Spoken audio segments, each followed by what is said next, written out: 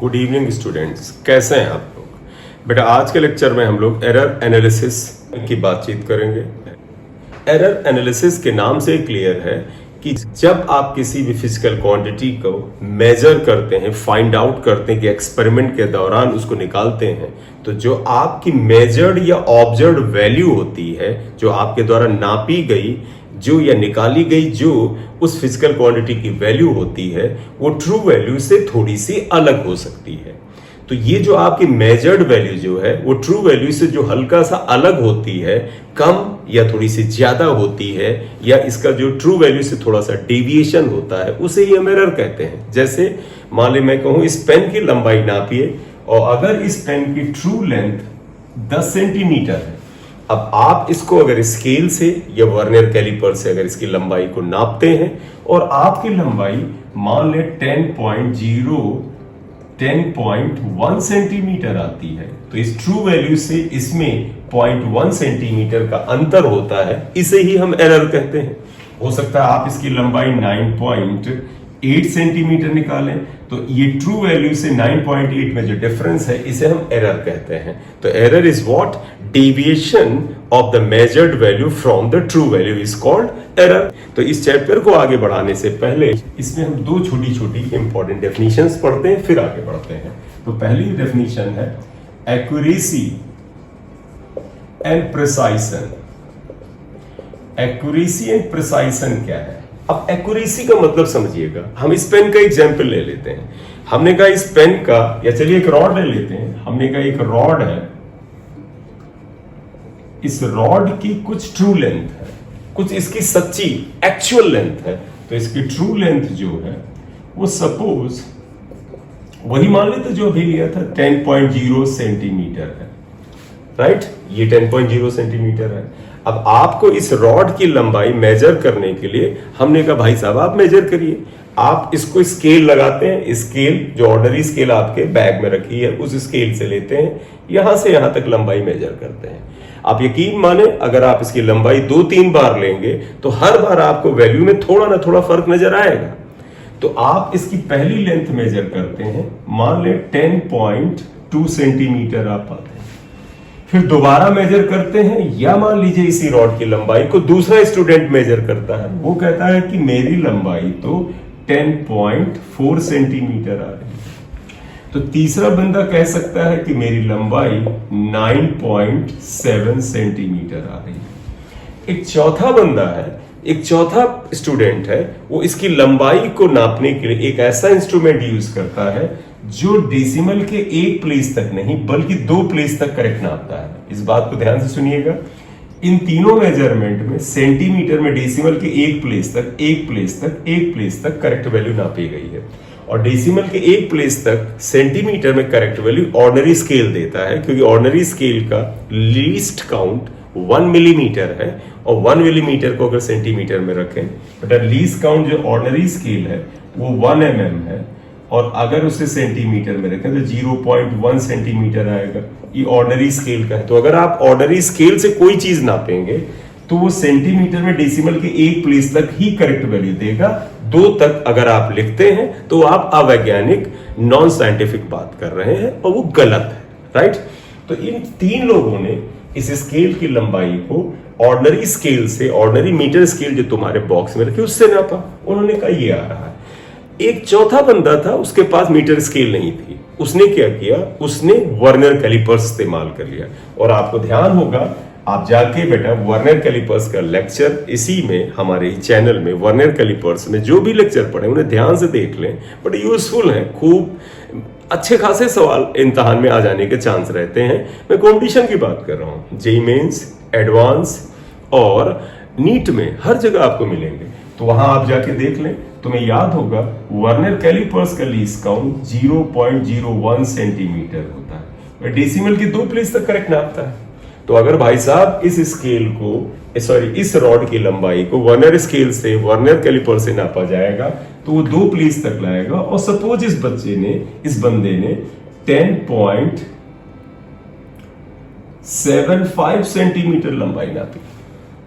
अब आ जाइए, बताइए इन वैल्यूज में से ये जो चार मेजर्ड वैल्यूज हैं जिन्हें हम ऑब्जर्व्ड वैल्यूज भी कहते हैं, इनमें से कौन सी वैल्यू ट्रू वैल्यू के सबसे नजदीक है? तो देखें इसमें और इसमें 0.2 का अंतर है, इसमें 0.4 का अंतर है, इसमें 0.3 का अंतर है, इसमें 0.3 का अंतर है और इसमें तो 0.75 का अंतर है।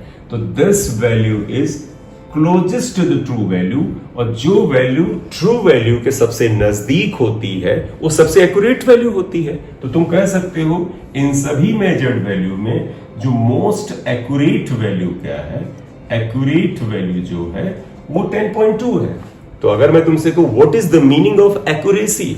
एक्यूरेसी का मतलब हुआ if observed value is more close to the true value then it is called more accurate. तो एक्यूरेसी का क्या मतलब हुआ? इफ ऑब्जर्व या measured value is more close to the true value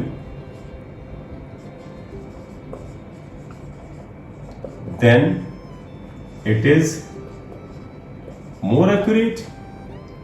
इसका मतलब एक्यूरेसी किस रीडिंग की ज्यादा होगी बेटा? वो रीडिंग जो ट्रू वैल्यू के सबसे नजदीक हो। क्लियर है, इसमें कोई डाउट होने का मतलब ही नहीं। अब वर्ड आया प्रिसाइजन का क्या?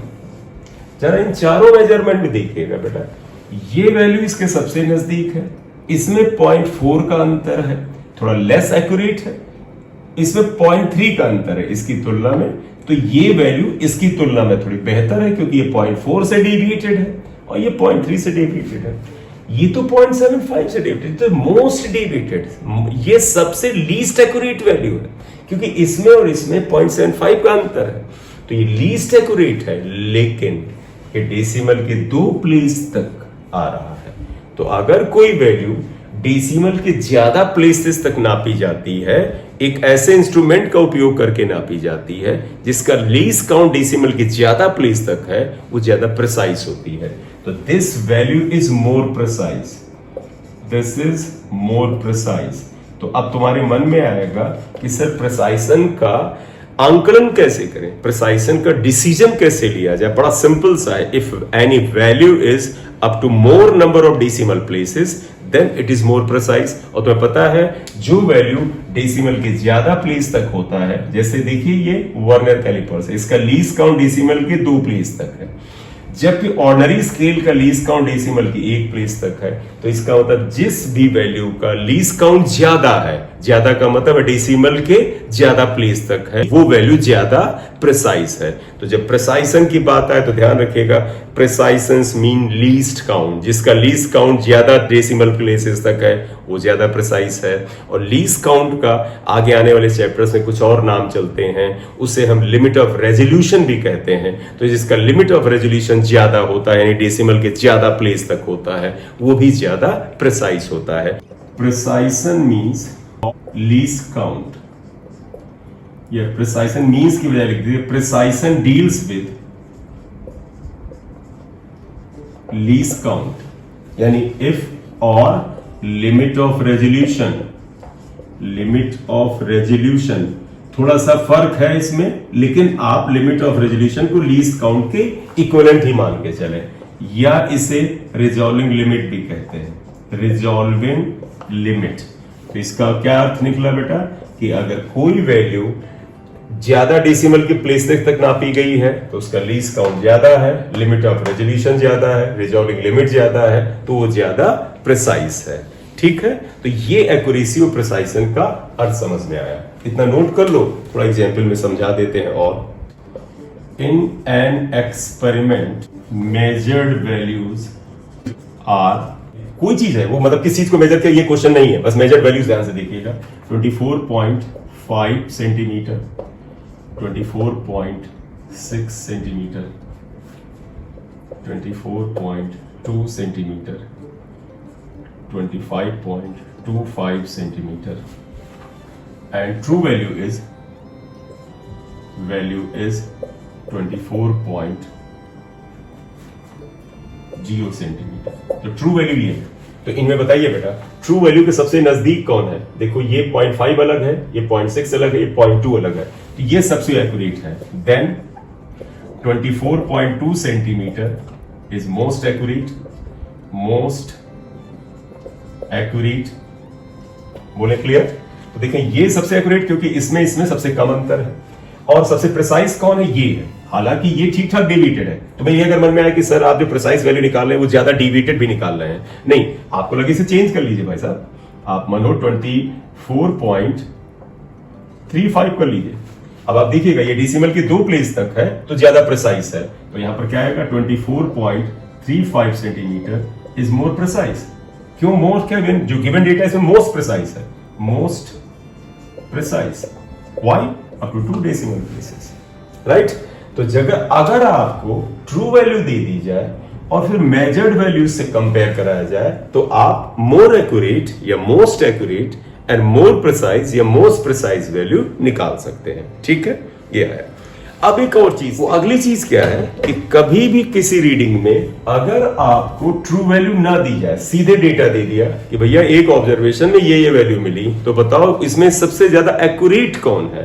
तो जैसे यहां पर देखिएगा, in an experiment measured values are, in an experiment measured values are this and this. अब इसमें पूछते हैं हमारा प्रश्न क्या है, सुनिए, कि इन तीनों में मोर एक्यूरेट क्या है? तो मोर एक्यूरेट के बारे में आप कहोगे कि सर ये तो बता ही नहीं सकते। क्यों? क्योंकि मोर एक्यूरेट के लिए ट्रू वैल्यू तो पता होना चाहिए। ट्रू वैल्यू से और अदर वैल्यूज का डिफरेंस देखेंगे और जिनका डिफरेंस सबसे कम होगा वही मोस्ट एक्यूरेट होगा। तो here true value is not known, तो फिर हम किसे मोस्ट एक्यूरेट माने?